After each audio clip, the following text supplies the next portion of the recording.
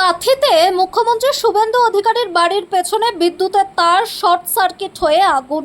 পাশে রয়েছে কাঁথি প্রভাত কুমার কলেজ। আগুনে ঝলকানিতে আতঙ্কিত কলেজ পড়ুয়া থেকে এলাকার বাসিন্দারা।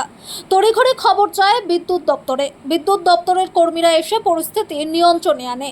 একটি দোকান কার্যত অল্প ক্ষতিগ্রস্ত হয়েছে। দমকলের একটি ইঞ্জিন এসে পরিস্থিতি নিয়ন্ত্রণে আনে।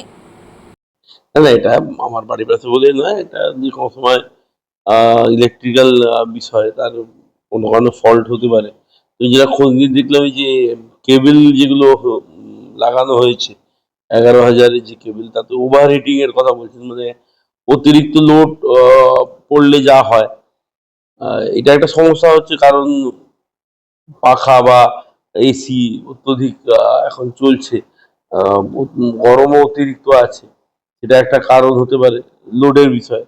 আর একটা ওভার হিটিং হওয়ার কারণ আমি ওই জন্য আমাদের ডিভিশনাল ইঞ্জিনিয়ার যিনি আছেন, ডিভিশনাল ম্যানেজার বলা হয় এখন, ওনাকে বললাম যে থরলি একটু ইন্সপেকশন করতে, যে এটা কোনো ম্যানুফ্যাকচারিং ডিফেক্ট নয় বা কি বিষয়টা আছে, এটাকে একটা তদন্ত করে তারা যেন দেখেন সঠিকভাবে, যাতে এই ধরনের কোনো ঘটনা ভবিষ্যতে না ঘটে।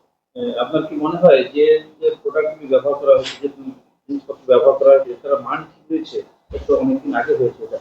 পশ্চিমবঙ্গ সরকারের বিগত সরকারের আমলে যা কাজকর্ম হয়েছে, কোনো কাজেরই মান ঠিক নেই।